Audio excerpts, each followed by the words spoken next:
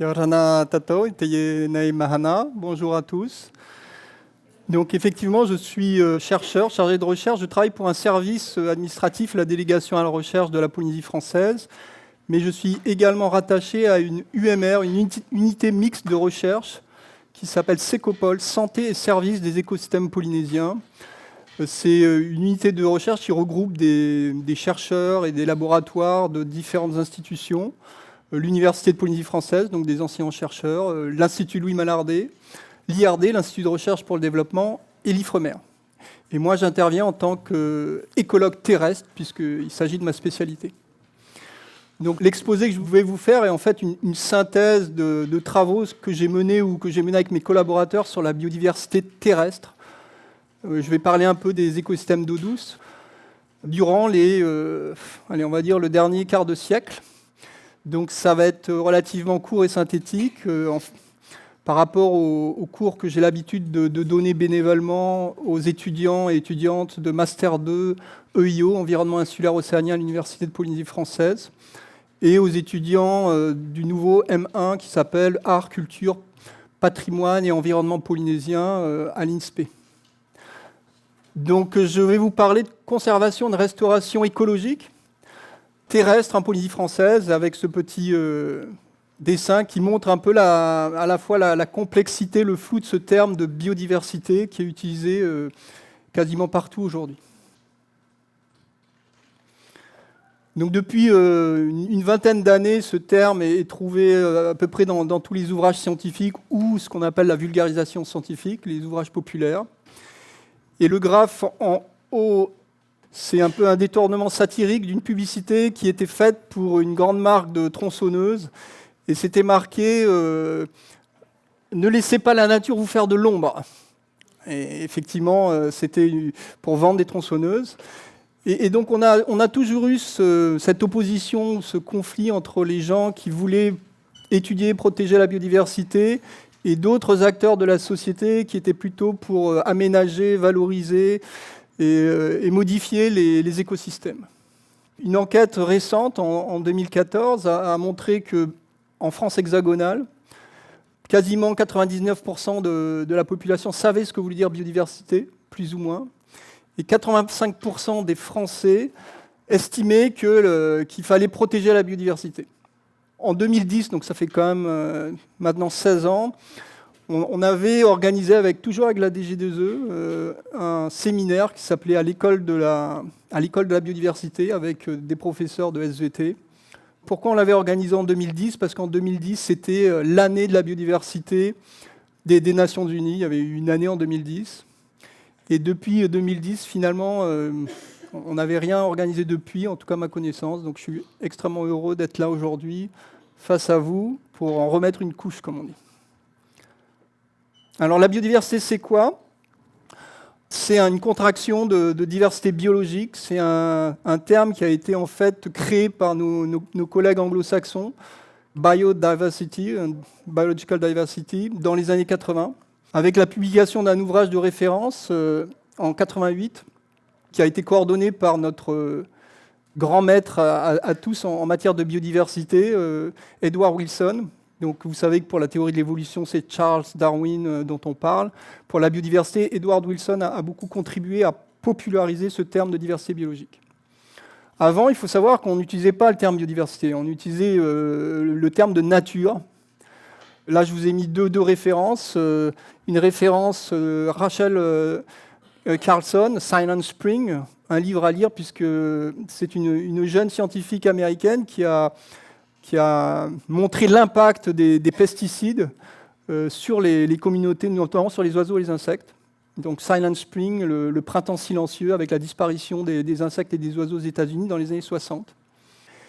À droite, Avant que nature meure, c'est un livre qui avait été publié, pareil, dans les années 60, par Jean Dorst, qui travaillait au Muséum d'histoire naturelle de Paris. Donc des ouvrages fondateurs. Donc le terme de diversité biologique, sa définition exacte, en tout cas institutionnelle, c'est la variabilité des organismes vivants de toute origine. Alors flore, donc les plantes, faune, les animaux, invertébrés, vertébrés, mais également tout ce qui est micro-organismes, virus. Mais ça comprend aussi, c'est là où souvent il y a une petite confusion, ça comprend aussi les habitats, les paysages et les écosystèmes. Donc c'est un terme bien plus large que la flore et la faune. Et ça intègre les relations entre les espèces et les écosystèmes, donc c'est le domaine de l'écologie.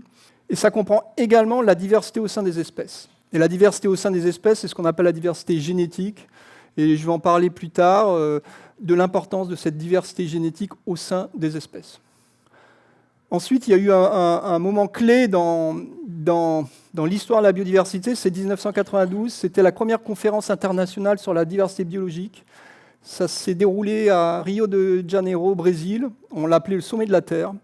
Et en 1992, la majorité des pays, des nations, plus de 190 nations, ont ratifié une convention dont le but était la conservation de cette diversité biologique, son utilisation durable et le partage juste et équitable des avantages découlant de l'exploitation des ressources génétiques. Donc dans les années 90, on avait mis déjà sur la table les problèmes de gestion, d'utilisation durable des ressources naturelles et des droits de propriété intellectuelle, notamment liés aux ressources ou aux connaissances traditionnelles. Alors, je vais commencer par la diversité des habitats et des écosystèmes en prenant l'exemple spécifique de la Polynésie française, que vous connaissez tous, mais en vous donnant quelques chiffres, on va dire des chiffres mis à jour. Donc, on estime aujourd'hui qu'il y a en Polynésie française, pas 118, 119, 120, 121, mais on va dire 124 îles océaniques. Bon, après, ça dépend de la définition d'une île ou d'un îlot ou d'un motu, mais je vous donne ces chiffres qui ont été récemment publiés l'année dernière. La surface terrestre, elle est moins de 3500 km². Donc là, typiquement, les îles de la Polynésie française sont des îles de petite surface par rapport à des grandes îles volcaniques comme les îles Hawaï, plus de 10 000 km², ou les îles continentales comme la Nouvelle-Calédonie. Il y a une diversité aussi géologique, ça vous le savez plus ou moins, c'est qu'on a des îles très jeunes. J'ai pris l'exemple ici en photo de Mehetia, Meketu, qui est au sud-est de la Société, qui est l'île la plus jeune de la Polynésie française, qui ressemble d'ailleurs à un volcan avec son cône volcanique, et dont la dernière éruption daterait d'il y a 30 000 ans. Et on a des très, très vieilles îles océaniques, donc les atolls, qui ont entre 30 et 60 millions d'années. Donc je ne vais pas rentrer dans le détail de la géomorphologie. Les climats sont aussi très différents. On a des climats tropicaux typiquement dans la Société, les Tuamotu. Un climat plus subtropical aux Australes, notamment sur l'île de Rapa-Iti, au sud-est de la Polynésie française, avec des températures qui descendent à 5 degrés. Donc c'est important aussi pour comprendre la diversité des espèces qu'il y a à Rapa-Iti. Je ne vais pas aller dans les détails, mais on a des espèces qui sont originaires ou qui ont des relations avec plutôt la Nouvelle-Zélande qu'avec les îles tropicales. Le nombre d'îles hautes est presque atoll, donc c'est les vieilles îles volcaniques qui ressemblent à des atolls et de 41. Et ensuite, on a des îles composites avec deux types de substrats. Le centre de l'île, il est plutôt volcanique, basaltique. Et autour de l'île, la périphérie, c'est du substrat calcaire. C'est ce qu'on appelle des limestone en anglais, donc c'est des substrats calcaires. Par exemple, les îles australes sont typiques, Rimatara, Reivave, Jujutu. Vous avez ce type de formation géologique et de substrats qui influencent aussi sur les communautés végétales et animales. Et enfin, les atolls, avec la majorité des atolls situés au Tuamotu, mais il y a des atolls aussi dans la Société, il y a un atoll aussi aux Australes, et certains de ces atolls sont soulevés pour des raisons géologiques et tectoniques. Et comme exemple, le plus célèbre, c'est Makatea, donc au Tuamotu, avec des falaises calcaires de plus de 100 mètres, 110 mètres de hauteur. Donc pareil, ça conditionne une flore et une faune différentes. Alors je ne vais pas rentrer dans les détails des différents types de végétation, mais je vous ai montré quelques exemples de forêts littorales, comme à la presqu'île, au Tepari, de forêts de nuages en bas à droite. Forêts de nuages, c'est des forêts de montagne avec cette couverture nuageuse diurne, avec beaucoup d'espèces endémiques. On a également des forêts semi-sèches, mésophiles. Ici, c'est à Rapa-Iti, mais aux Marquises, avec des structures géologiques particulières. Là, on peut avoir des pitons trachytiques. Et là, on a quelque chose qui est unique dans le Pacifique Sud. Tahiti est la seule île du Pacifique Sud à avoir ce qu'on appelle une végétation subalpine, au-delà de 1600 mètres jusqu'au sommet Orohena de 1240 mètres. Donc on a l'île la plus haute, l'île océanique la plus haute du Pacifique Sud. avec une végétation vraiment unique sur les sommets. Pour trouver ce type de végétation, voire de la végétation alpine, il faut aller dans le Pacifique Nord, donc dans les îles Hawaï, où on a des sommets à 3000-4000 mètres. Alors, la diversité spécifique, donc c'est la diversité en espèces, les différentes espèces. Alors, parfois, on parle de taxons parce qu'il y a espèces, parfois, c'est des sous-espèces. Les taxonomistes qui étudient les espèces ne sont parfois pas d'accord. Les généticiens font des études génétiques pour confirmer ou infirmer cela. Donc les chiffres que je vous montre, c'est des chiffres qui évoluent constamment avec les progrès notamment des études moléculaires. Et je vais vous parler d'endémisme. C'est un terme qui est très important, l'endémisme. Donc une espèce endémique, c'est une espèce qui est restreinte à une zone géographique particulière, donnée. Donc c'est une espèce qui est unique au monde, qu'on trouve que dans un endroit donné. Et cet endroit, ça peut être une île. Donc on parle d'endémisme insulaire. L'espèce peut être endémique de l'île de Raiatea, cas du Tiareapétaï. Elle peut être aussi endémique d'une montagne, d'un plateau, le plateau de Temerani, ou d'une vallée. Et ensuite, on a des endémiques qui sont archipélaires, qu'on trouve dans différentes îles du même archipel. Donc on peut avoir une espèce qui est endémique de Tahiti, mais on peut avoir des espèces qui sont endémiques de la Société, une espèce endémique des Australes, voire des espèces qui sont endémiques de la Polynésie française ou même de la Polynésie sud-orientale, Polynésie française, île Cook, île Pitcairn. Et un exemple typique, c'est le carpophage des marquises, le roupé, le houpé. Il est considéré endémique de Nukuhiva aujourd'hui, parce qu'on ne le trouve qu'à Nukuhiva, même s'il a été transloqué à Wahuka. Mais dans le passé, à travers des fouilles zooarchéologiques que l'on a faites, on sait que ce pigeon endémique, ce gros pigeon endémique, était trouvé dans toutes les marquises. Donc il était endémique de toutes les marquises, et il a disparu dans la majorité des îles. Un autre exemple, c'est le Vini Kuli, le Vini Uja, cette petite perruche qui est considérée endémique de Zimatara, et en fait, dans le passé, elle était trouvée également dans les îles Cook. Donc elle avait une répartition bien plus large. Et d'ailleurs, on a fait aussi la translocation de cet oiseau de Zimatara vers les îles Cook, à Mangaya. Donc, quelques chiffres. Et quand on parle de biodiversité terrestre, souvent ce qui arrive en tête, ce ne sont pas les oiseaux et les plantes, ce sont les arthropodes. Les arthropodes, donc les insectes, les araignées, etc. On estime qu'il y a à peu près 3000 espèces. Et là, ce sont des espèces indigènes, donc ce qu'on appelle native en anglais, c'est entré dans le langage commun français. Donc 3000 espèces natives, indigènes, non introduites par l'homme. Donc elles sont arrivées par leurs propres moyens dans les îles, elles ont colonisé les îles par leurs propres moyens. Et sur ces 3000 arthropodes, on estime qu'il y a plus de la moitié qui sont endémiques de la Polynésie française. Donc uniquement trouvés en Polynésie française, ça peut être sur une île, dans un archipel, dans plusieurs archipels.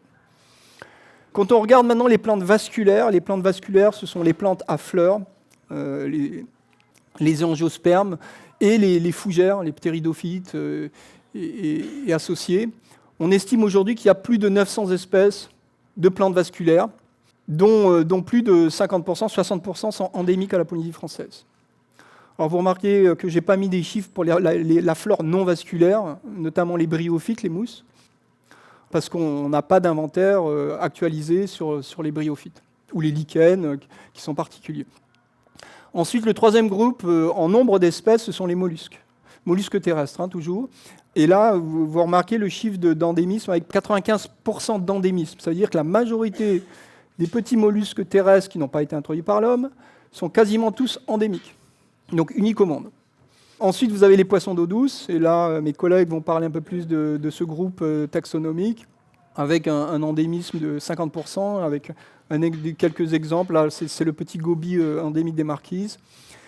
Les oiseaux terrestres, avec 27 taxons endémiques, espèces, sous-espèces.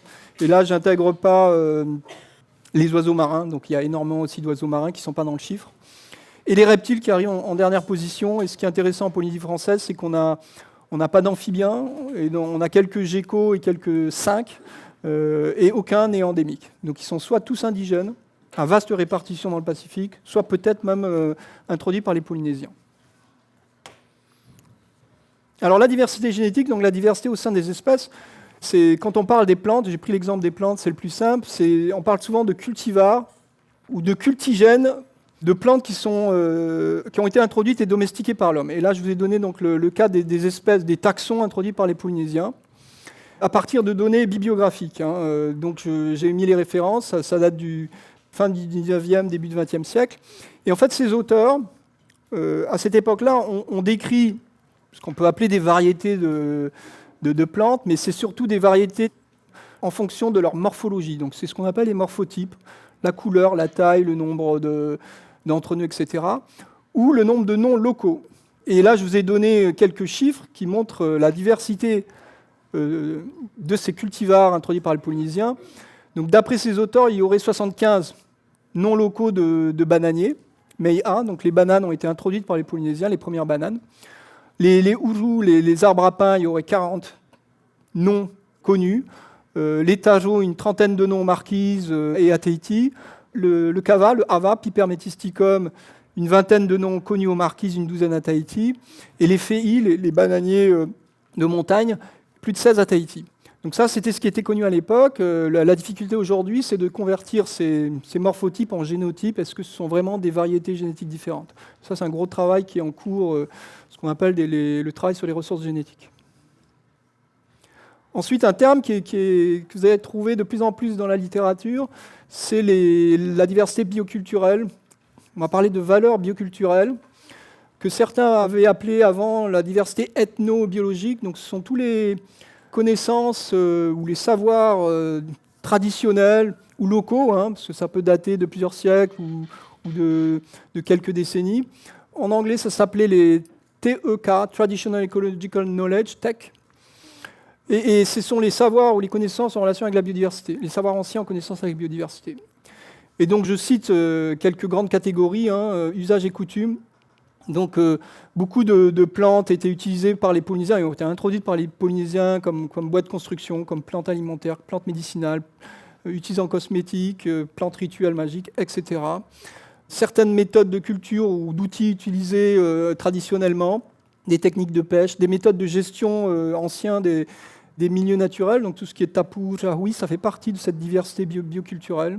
Les langues et dialectes, donc tous les noms, ce qu'on appelle les noms vernaculaires des espèces, plantes ou animaux, qui sont différents d'un archipel à l'autre. On peut avoir une plante qui a 3 noms différents en fonction de l'île, même du district. Et on peut avoir un nom polynésien qui désigne toute une gamme de plantes, des noms dits génériques pour différentes espèces de plantes. Et tout ce qui concerne les espèces citées dans les croyances, récits, légendes et chants. Donc c'est des exemples. La question qu'on se pose le plus, en tout cas le grand public et on va dire les décideurs et les bailleurs de fonds, c'est à quoi sert la biodiversité? À quoi sert cette espèce? Pourquoi on veut la protéger? Quelle valeur a la biodiversité? C'est toujours compliqué de mettre une valeur sur la biodiversité. On peut le faire pour des espèces, que ce soit animales ou végétales, utilisées en pêche, perliculture, aquaculture, agriculture, foresterie, artisanat, médecine traditionnelle, etc. Mais la majorité des espèces indigènes et endémiques, elles ne sont pas utilisées. Donc elles n'ont pas de valeur économique, elles ont parfois des valeurs socioculturelles. Donc c'est quand même compliqué pour les scientifiques de mettre une valeur sur la biodiversité. Par contre, elles jouent aussi des rôles dans ce qu'on appelle les services écosystémiques, et je vais y revenir dans d'autres diapos.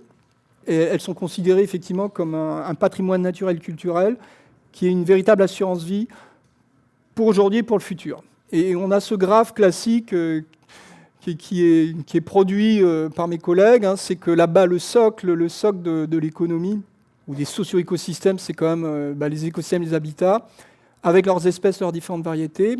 Et c'est à partir de là que la population survit, ou vit ou survit, et qui permet le développement de l'économie. Donc pour rentrer un peu plus dans le dur, c'est le concept de service écosystémique. Un concept qui a été finalement, on va dire, encore créé au début des années 2000 par un ouvrage qui s'appelle le Millennium Ecosystem Assessment, l'évaluation des services écosystémiques. Avec ce graphe, donc vous avez des services rendus par les écosystèmes et la biodiversité associée, des services dits de support, des services d'approvisionnement, de régulation et des services culturels. Effectivement, dans les services d'approvisionnement, vous avez tout ce qui est nourriture, eau, etc. De régulation, la biodiversité, les écosystèmes servent à réguler le climat, réguler les catastrophes comme les inondations, les sécheresses, même les maladies transportées par les animaux et les plantes, etc. Et dans les services culturels, vous avez tout ce qui est d'ordre esthétique, récréationnel, spirituel, ainsi de suite.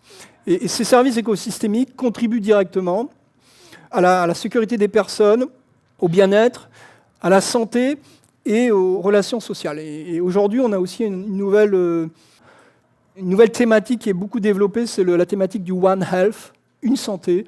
Et One Health, c'est une sorte de combinaison entre la santé de l'environnement, la santé des animaux, plantes et animaux, et la santé de la société. Et tout cela est imbriqué. Ensuite, pour les relations sociales, et là c'est une parenthèse, on a actuellement des études menées sur l'impact, par exemple, du changement climatique, notamment des phénomènes extrêmes, de sécheresse ou chaleur extrême, sur les relations sociales, notamment sur les violences intrafamiliales, par exemple. Donc il y a des chercheurs en sciences humaines et sociales qui travaillent dans ces thématiques, changement climatique et bien-être humain. Un exemple particulier, mais mes collègues vont y revenir, c'est le cas particulier de ce qu'on appelle les zones humides en français, wetlands en anglais, donc les écosystèmes d'ulsacicoles, d'eau douce. Et ces zones humides ont été bien étudiées, en tout cas pour les services qu'ils rendent à la population, donc notamment de stockage de l'eau, donc ce sont des éponges naturelles qui conservent l'eau douce, l'épuration des eaux de ruissellement, parce que dans ces zones humides, souvent on a des plantes qui épurent les eaux, en stockant parfois des polluants.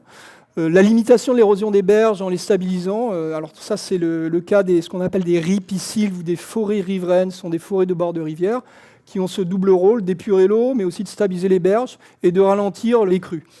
Donc aujourd'hui, on est et je parlerai dans le volet sur la restauration, on est en train de restaurer dans les continents, en Europe notamment, des bords de rivière qui ont été complètement artificialisés, pour les remettre à l'état naturel, pour recréer ces fonctions écologiques. Et enfin, c'est des zones de refuge pour tout un tas d'organismes aquatiques, larves et alevins de poissons, du crustacés, d'insectes. Et beaucoup de ces espèces, et mes collègues vont vous en parler, sont aussi des bons bioindicateurs de la santé, de la qualité de l'eau de ces écosystèmes, avec quelques exemples que vous connaissez déjà. Alors là, je reviens sur le fait que les îles, en tout cas la biodiversité des îles, est plus vulnérable que les continents. Ça tient au fait que beaucoup d'espèces qui ont colonisé les îles et qui sont devenues endémiques se sont spécialisées souvent à des conditions écologiques bien particulières, des habitats bien particuliers, et souvent ces espèces endémiques ont des petites populations dans les îles, donc sont beaucoup plus fragiles à l'impact des perturbations naturelles, cyclones, glissements de terrain, et surtout anthropiques, humaines, notamment grands travaux d'aménagement. Et ces chiffres, c'est pour rappeler l'importance des îles, malheureusement, dans ce qu'on appelle la crise de la biodiversité, la perte de biodiversité. Donc les oiseaux au niveau mondial, c'est au niveau mondial, 80% de tous les oiseaux qui sont éteints depuis le XVIIe siècle, c'est là où on a les meilleures données, sont trouvés dans les îles. Et le reste de ces oiseaux, qui ont survécu, 90% d'entre eux sont en voie de disparition. On a 2,5 fois plus de plantes menacées dans les îles par rapport au continent. Et la carte du bas, c'est la carte de ce qu'on appelle les points chauds de la biodiversité, Biodiversity Hotspot. Il y en a 34, 35, 36, ça dépend des auteurs. Mais 10 de ces points chauds sont situés dans des îles. Et la Polynésie française, on fait partie d'un grand point chaud, en bas à gauche, qui s'appelle Polynesia Micronesia. On est regroupé avec les îles Hawaï et toutes les îles de Micronésie. Et les points chauds, en fait, c'est des endroits dans le globe où on a un certain nombre d'espèces endémiques, uniques au monde, qui sont également menacées de disparition. Alors malheureusement, la Polynésie française, on arrive en seconde place parmi les pays et territoires où il y a le plus d'extinction, donc de disparition d'espèces dans le monde. Donc c'est un graphe qui avait été publié dans un rapport du comité français de l'UICN, l'Union mondiale pour la nature, en 2001, donc il date. Donc vous avez en ordonnée les pays ou les territoires. En rouge, c'est les territoires français d'outre-mer. Et vous avez les barres qui représentent le nombre d'espèces éteintes dans la nature, ou éteintes, oui, complètement, ou éteintes dans la nature, mais qui survivent dans les eaux, dans les jardins botaniques. Donc les premiers, ceux qui sont en tête, c'est de loin, c'est les États-Unis, Ce que ce graphe ne dit pas, c'est qu'à travers les États-Unis, ce sont en fait les îles qui font partie des États-Unis, notamment Hawaï, qui apportent un grand lot d'espèces éteintes à ce graphe. Et nous, en Polynésie française, on arrive en deuxième position. Donc on est donc le deuxième territoire avec le plus d'espèces éteintes depuis le XVIe siècle, avec notamment énormément d'oiseaux, de mollusques et de plantes. Et avec deux exemples que je vous donne en illustration. En haut, ici, c'est l'exemple d'une variété endémique d'une espèce Sesbania coccinea, la variété parkinsonique, qui a été décrite par Sidney Parkinson lors d'un voyage de James Cook autour du monde, décrite dans les îles de la Société. C'est ce qu'on appelle en tahitien le Hofei, ou Kohai. Et donc aujourd'hui, cette variété endémique a complètement disparu de la Société. La dernière population connue était sur l'atoll de Tupai, donc au nord de Bora Bora. On a du Sesbania coccinea encore qui survit au Marquis, c'est la variété marquisienne. D'autres qui survivent au Tuamotu, c'est la variété des Tuamotu.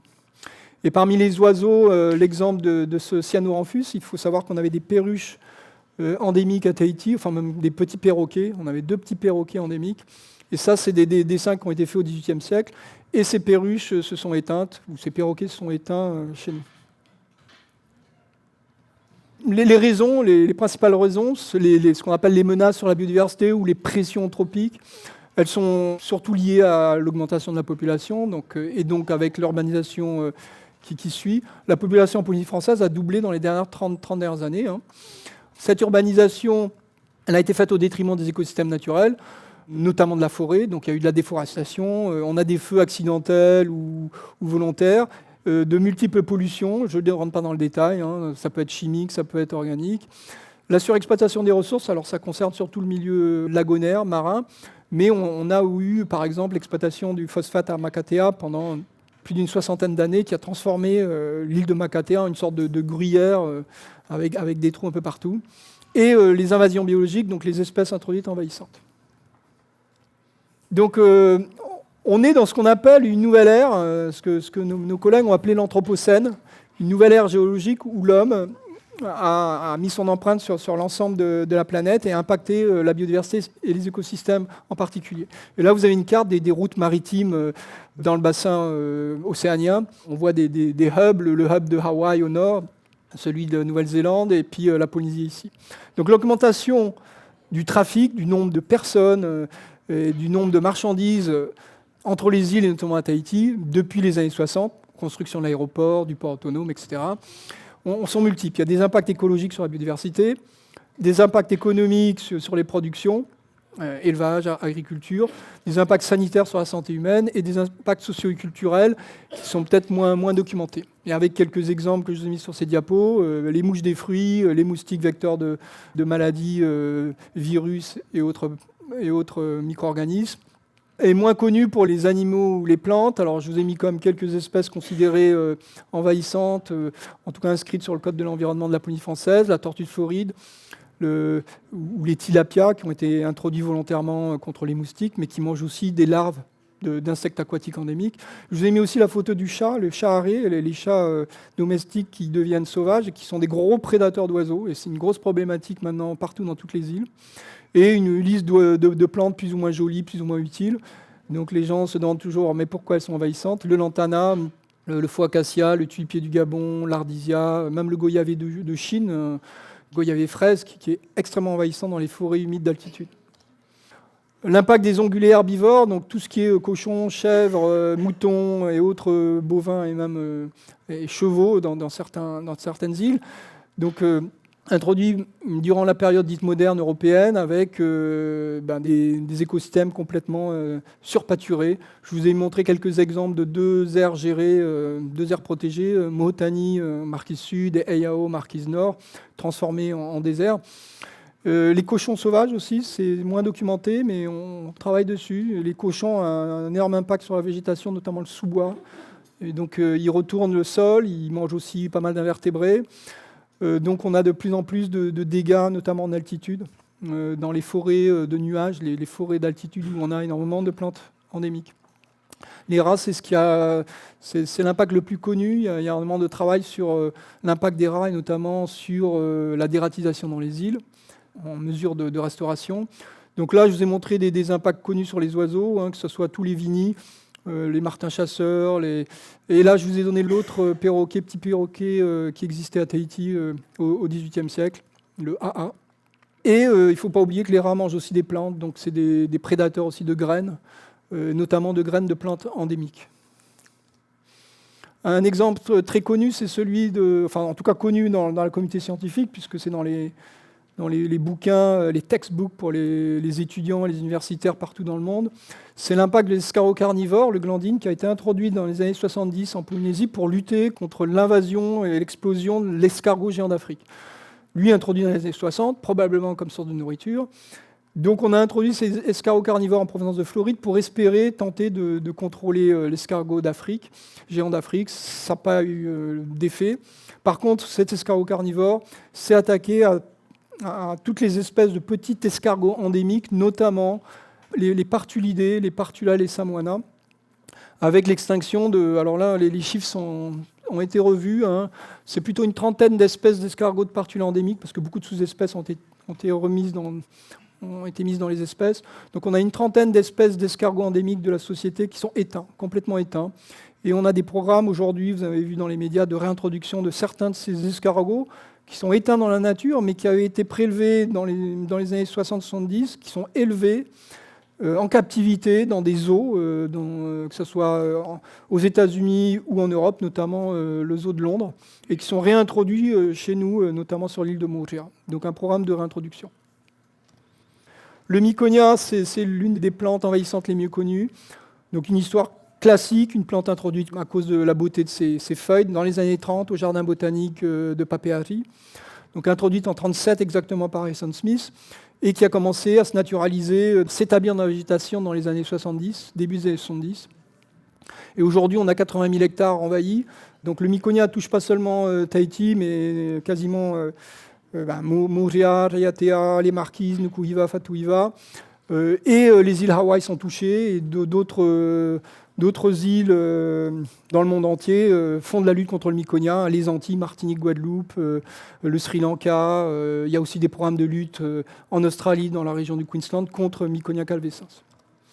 Les impacts sont aussi bien documentés. Donc, le Miconia, c'est une plante envahissante qui forme des forêts très denses, et avec un impact direct sur la lumière, l'eau, et surtout sur les plantes endémiques. C'est une étude qui date de ma thèse de doctorat. Donc on estimait à l'époque qu'il y avait 50 plantes endémiques en voie de disparition. Je vous ai donné les statuts de l'Union mondiale pour la nature, CR gravement menacée de disparition, EN menacée de disparition. Donc une cinquantaine de plantes étaient menacées de disparition. Comment on évalue le statut? Alors, on utilise des critères, des catégories à partir du nombre d'individus dans une population, de leur décroissance, du type de menace, de l'importance des menaces. Donc ces catégories, j'en ai parlé, extinct, espèce complètement éteinte, extinct in the wild, éteinte dans la nature mais élevée en captivité. Et ensuite, on a CR, gravement menacée de disparition, EN, en danger, VU, vulnérable. On a fait l'exercice avec la direction de l'environnement, le Muséum d'histoire naturelle de Paris et le Comité français du Seine pour essayer d'évaluer le statut, en tout cas des oiseaux terrestres et des plantes endémiques uniquement. Et on est arrivé avec ces chiffres. Donc vous voyez, on a plus d'une trentaine d'oiseaux qui sont menacés de disparition. Et pour les plantes, c'est endémique, c'est 300 plantes endémiques menacées sur un total de 500 et quelques espèces évaluées par les experts. Les impacts du changement climatique. Là, je ne vais pas rentrer dans les détails, mais ce sont des impacts potentiels. Donc vous savez qu'il y aura l'élévation de la température, de l'eau, mais aussi de l'air, l'élévation au niveau de la mer. Donc qu'est-ce qui peut se passer? On peut avoir une régression des forêts littorales en bord de mer. Les zones humides, donc les marécages de bord de mer, peuvent être aussi modifiés, en tout cas par l'eau salée. On parle notamment aussi des lentilles d'eau douce dans les atolls qui peuvent se saliniser. On sait qu'il y aura, d'après Météo France, beaucoup plus de périodes de sécheresse dans des îles qui sont déjà sèches comme aux Marquises. Donc ça sous-entend plus de sécheresse, plus d'incendies, peut-être disparition des forêts sèches. Dans les îles de la société qui sont des îles plus humides, on pense qu'il y aura encore plus d'humidité, donc plus d'inondations, avec des phénomènes de chute d'arbres possibles, notamment des arbres introduits envahissants comme le tulipier du Gabon, qui ont tendance à casser et à tomber dans les rivières après des vents forts. Et pour la fameuse végétation subalpine à haute altitude, comme il y aura une augmentation de la température, on ne sait pas si les espèces qui sont adaptées à des faibles températures, on perd 0,6 degrés tous les 100 mètres, donc à 2000 mètres d'altitude, vous faites le calcul. Ces plantes sont vraiment adaptées à des climats frais, et une augmentation de la température peut causer leur disparition. Alors, ce qu'on ne sait pas, nous les scientifiques, c'est quelles espèces vont réussir à s'adapter dans 10, 50 ans et quelles espèces ne vont pas pouvoir s'adapter et disparaître. Donc c'est la deuxième partie de mon exposé, c'est sur la restauration écologique. Donc la restauration écologique, c'est une des deux stratégies mises en place pour essayer d'arrêter de stopper, d'arrêter ou de freiner l'érosion de la biodiversité. La première stratégie, c'est bien la protection, c'est la conservation. La priorité numéro 1, c'est bien de protéger les espèces, protéger les espaces. La deuxième stratégie, c'est qu'on essaye de restaurer ce qu'on a dégradé. Donc c'est bien le processus d'assister à la sauvegarde, au rétablissement d'un écosystème qui a été dégradé ou détruit. Et c'est pareil, c'est une science, une discipline en écologie ou en biologie de la conservation qui est relativement récente, ça date des années 80. Depuis les années 80, on fait de la restauration écologique dans tous les types d'écosystèmes. Alors, la restauration, en fait, il y a un continuum d'actions de restauration. L'idée, c'est de restaurer un écosystème par rapport à son état initial, ce qu'on appelle l'état de référence. Essayer de restaurer une forêt littorale comme c'était avant l'arrivée de l'homme. Le problème, c'est qu'on a du mal à avoir cet état de référence parce que l'homme a tellement modifié les écosystèmes qu'on n'a plus de sites témoins de référence. Donc on fait de la restauration souvent partielle, on restaure un écosystème avec seulement quelques espèces, etc. Et puis il y a des zones qui sont tellement dégradées qu'on ne peut plus les restaurer. Et donc on procède à d'autres choses qu'on appelle la réhabilitation, on réhabilite un site.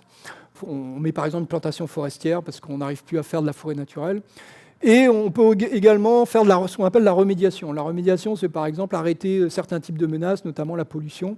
Donc on élimine la menace et on espère que l'écosystème va se restaurer par la suite. Donc c'est vraiment un continuum d'action. Alors là, c'est aussi un mot comme la biodiversité qui est un peu un mot valise, on a mis beaucoup de choses. Donc on peut restaurer des écosystèmes, des espèces, on parle de restauration d'espèces ou de population d'une espèce. On peut restaurer des fonctions écologiques ou des services écosystémiques, lutte contre l'érosion du sol, capture de CO2, etc. On peut aussi restaurer des interactions entre différentes espèces, des chaînes alimentaires. Donc on ne restaure pas qu'une espèce, mais des interactions entre les espèces. On peut essayer aussi de restaurer de la connectivité entre différents écosystèmes, entre la terre et la mer par exemple, à travers les rivières. Typiquement, en faisant de la restauration de bords de rivières, on restaure une connectivité entre la montagne et le lagon. Et on peut restaurer les valeurs bioculturelles, donc le patrimoine naturel, patrimoine culturel lié à la biodiversité. Et là, quelques exemples concrets, des exemples des premiers programmes de restauration écologique, en tout cas côté terrestre, en forêt. Un programme qui a été lancé il y a plus d'une dizaine d'années par une association de protection de la nature, Terra Watiati. Donc typiquement, qu'est-ce qu'on fait ? On fait de la restauration passive, c'est-à-dire qu'on exclut les menaces. Là, on clôture une forêt pour éviter que les cochons sauvages et les chèvres viennent détruire le sous-bois. On fait de la dératisation pour justement éliminer les rats qui mangent les graines de plantes endémiques et on élimine les plantes envahissantes qui sont en compétition avec les plantes endémiques. Donc c'est des programmes souvent sur du long terme, parce que la dératisation ou l'élimination des plantes envahissantes, c'est tout le temps. Et c'est des programmes coûteux qui demandent souvent des financements répétés sur peut-être 10-20 ans. Un deuxième programme de restauration qui est en cours, avec un consortium d'associations, le Comité français du CN, l'association Temana o Temuana, la Taishan Historical Society, la Fédération des associations de protection de l'environnement, Teotanaho. C'est un programme qui est en cours, donc c'est intéressant pour vous. Puis vous pouvez même y participer. Fatuja Tetatai, respectons le littoral. Il a commencé par un site pilote sur Paea, c'est un domaine du pays affecté à l'Institut Louis Malardé. Et le but, c'est vraiment de restaurer un bord de mer qui a été dégradé par l'homme et de restaurer une forêt littorale, donc une communauté végétale avec des plantes. Mais il y a aussi un autre but, c'est de restaurer certaines fonctions écologiques ou services écosystémiques liés à ces forêts littorales. Et l'une d'entre elles, c'est bien la lutte contre l'érosion du littoral et la lutte contre les fortes houles. Donc l'idée, c'est vous voyez sur le schéma, c'est de partir de là, c'est la situation actuelle, en arrivant à quelque chose qui est comme ça. C'est ce qu'on appelle aussi des solutions fondées sur la nature. On copie la nature, notamment les fonctions des écosystèmes, pour le bien-être de l'homme. Et vous voyez, on a régulièrement des très fortes houles. On a eu une en 2021, mais une l'année dernière en août 2025, où on a de la houle qui arrive sur le littoral. Donc l'idée, c'est de bloquer avec un cordon littoral cette forte houle, ces inondations périodiques. Ce programme, il y a d'autres sites de restauration. Il y en a un sur Moorea, à Temhe et puis sur Punhu, et puis il y en a un à Tetiaroa. Et l'intérêt à Tetiaroa, c'est qu'on a une autre problématique, c'est la ponte des tortues vertes. Les tortues vertes, vous le savez, elles viennent pondre sur le sable, mais comme il y a de l'érosion du sable, il y a ce qu'on appelle une marge d'érosion, vous la voyez là, une marge qui peut faire entre 10 jusqu'à 50 cm. Et donc du coup, les tortues vertes ne peuvent plus monter sur la plage, elles sont bloquées sur la marche, et elles pondent au pied de la marge d'érosion. Et vous voyez un nid au pied de la marge d'érosion. Le problème, c'est que quand il y a des houles régulières, ces sites de ponte sont régulièrement inondés, donc on a des taux de mortalité à l'éclosion des tortues qui est beaucoup plus fort. Donc l'idée aussi de travailler avec Te Mana o Te Mana, c'est de restaurer ce genre de plage en essayant de limiter l'érosion des plages. On a des problèmes d'invasion biologique. Il faut savoir que dans les atolls, que ce soit Tetiaroa ou des Tuamotu, le haito, le bois de fer, le filao, a été introduit et est extrêmement envahissant dans les atolls. Donc on a aussi des programmes où on élimine une plante envahissante et on replante des plantes indigènes. Donc ça fait partie aussi de la restauration. Je vais passer sur le grand programme de restauration de l'atoll de Tetiaroa qui est basé en fait sur la dératisation. L'idée, c'est en éliminant les rats, c'est de contribuer à avoir beaucoup plus de population d'oiseaux de mer, une végétation en meilleur état. Vous savez que les oiseaux de mer apportent des éléments minéraux nutritifs dans le sol, c'est le guano à travers leur fiente. Et apparemment, ces éléments minéraux profitent aussi aux organismes du lagon. Donc en gros, le message, c'est en éliminant les rats, on va aussi sauver les récifs coralliens. Mais il faut savoir que même si un atoll, ça ressemble à un écosystème relativement simple, les relations entre espèces peuvent être très compliquées. Et là, c'est un exemple de relations entre espèces. Le rat interagit avec plein de choses. Si vous l'éliminez, qu'est-ce qui se passe ? Par exemple, le rat mange des noix de coco. Et les cocos, c'est aussi une espèce introduite qui s'est naturalisée sur Tetiaroa. Donc, en éliminant les rats, on a plus de cocotiers. Et donc, si on a plus de cocotiers, on a moins de forêt indigène. Or, on voulait restaurer de la forêt indigène. Donc, à Tetiaroa, on va être obligé d'éliminer les cocotiers si on veut aboutir au résultat de l'objectif de restauration écologique. Donc ça peut être assez compliqué. Et enfin, rapidement, je vous mentionne ce programme de phytoremédiation. Donc c'est un programme de dépollution des sites pollués sur l'atoll de Hao par les activités humaines, notamment, vous savez, les essais nucléaires. Et on a un programme qui est lancé avec des équipes du CNRS de phytoremédiation ou de rhizoremédiation, où on utilise les plantes ou les micro-organismes associés aux racines des plantes pour soit accumuler ces polluants, PCB ou métaux comme le plomb, le zinc, le cadmium, le nickel, soit pour les dégrader. Et ça, c'est un programme en cours, on va en reparler l'année prochaine, je pense. En conclusion, Edward Wilson avait dit au siècle dernier, donc pour ce siècle, que ce siècle serait le siècle vraiment de la restauration écologique, parce qu'on a tellement dégradé les milieux. Protéger quelques espaces ne suffira pas si on veut restaurer les services écosystémiques ou les fonctions écologiques des écosystèmes. Aujourd'hui, on est un peu sur un seuil critique. On a deux choix, enfin trois. Ne rien faire, business as usual. Si on fait rien, on arrivera rapidement à la situation un peu de l'île de Pâques, Rapa Nui, où on a quasiment plus de végétation. C'est extrêmement difficile de faire de la restauration. On fait ce qu'on appelle de la réhabilitation, des plantations forestières. On n'arrive pas à réintroduire des plantes éteintes dans la nature qu'on avait sauvegardées dans les jardins botaniques. Ou on peut décider de mettre énormément de moyens pour la conservation et la restauration. C'est ce qu'Edward Wilson, qui est décédé récemment, avait soutenu, c'est qu'il fallait protéger la moitié des écosystèmes terrestres. Donc, il parlait de protéger 50% des écosystèmes terrestres. Donc, vous savez qu'aujourd'hui, les objectifs des conventions des parties, les COP, c'est plutôt sauvegarder 30% ou restaurer 30% des écosystèmes terrestres, marins, aquatiques. Ou une solution intermédiaire. Et en conclusion, et je vais terminer là, c'est que pendant très longtemps, la communauté scientifique, on a fait des travaux en botanique, en zoologie, en écologie, en génétique, mais on s'est peu intéressé vraiment à la conservation des espèces en voie de disparition. Et ça, c'est une nouvelle discipline qui est aussi récente, qui date, pareil, des années 80, comme la restauration, qu'on appelait la biologie de la conservation et qu'on appelle aujourd'hui les sciences de la conservation. Parce que pour pouvoir conserver la nature, les espèces, plantes, animaux, etc., restaurer les écosystèmes, on ne peut pas le faire qu'avec des scientifiques ou avec des techniciens, des ingénieurs. On est obligé de s'associer avec d'autres acteurs de la société, d'autres scientifiques, notamment les sciences humaines et sociales, des juristes, des communicants, mais aussi des enseignants comme vous, et sensibiliser la génération suivante. Voilà, merci, Majujujoa.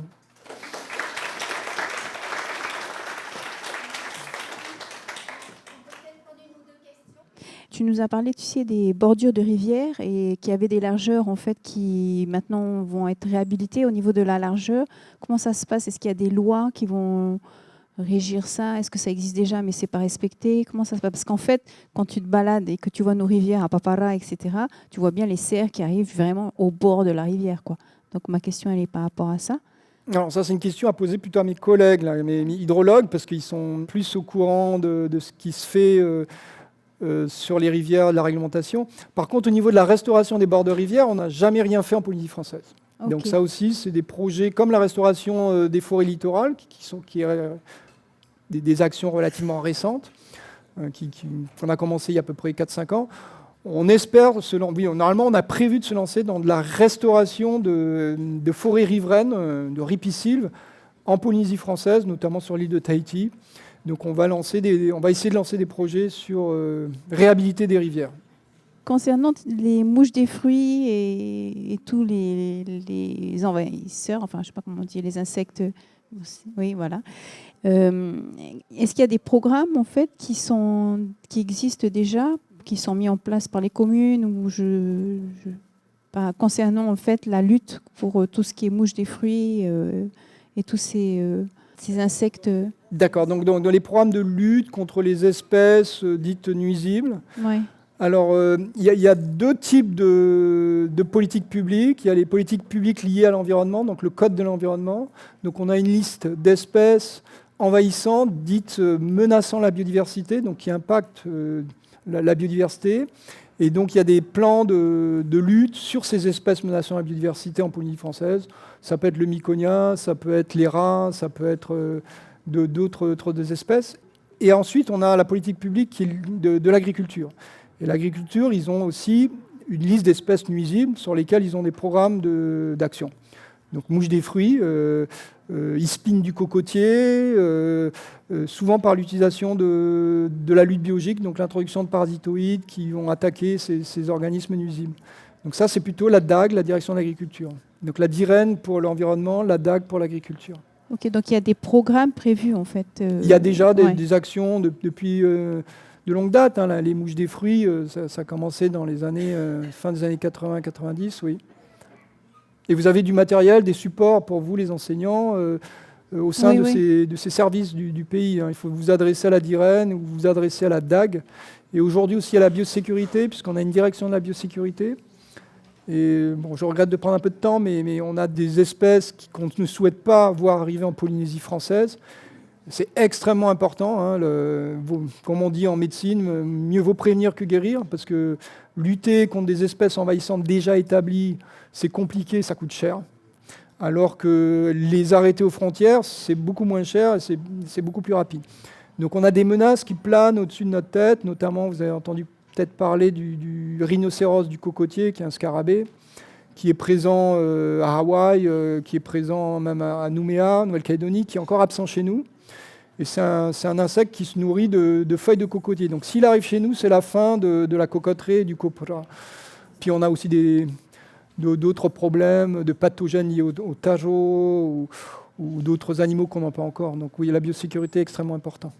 Et dernière question, tu parlais des geckos, de l'endémisme. Le gecko vert un peu fluo que l'on voit sur Moorea, en fait, c'est un endémisme du coup de il existe dans toute la Polynésie ou... Malheureusement, le petit gecko vert de Moorea, c'est un Phelsuma, c'est une espèce introduite. Et probablement, oui, bien sûr, c'est une espèce qui a été introduite, on ne sait pas par qui, on sait relativement quand, dans les années 90, et qui est en train de se répandre un peu partout. En plus, comme il est joli, les gens le récupèrent. Donc, avant, il était qu'à Moorea, côte ouest. Aujourd'hui, il est à peu près partout sur le littoral de Moorea. Il est un peu sur Tahiti aussi. Alors aujourd'hui, il n'est pas inscrit sur la liste des espèces envahissantes, ni même sur le code de l'environnement, parce qu'on ne connaît pas son impact. Pour le moment, il est dans les jardins, dans les maisons. Donc il n'est pas en compétition avec qui que ce soit, parce que c'est des zones déjà urbanisées. Le risque, c'est qu'il se répande ailleurs. Alors, dans d'autres territoires d'outre-mer, notamment à l'île de la Réunion, il a été inscrit sur la liste des espèces envahissantes parce qu'il rentre en compétition avec un Sphelzuma endémique de l'île de la Réunion. Donc eux, c'est des conditions différentes, c'est pour ça qu'ils l'ont inscrit. Voilà. Donc c'est pas une espèce endémique du tout. Ben, merci à vous.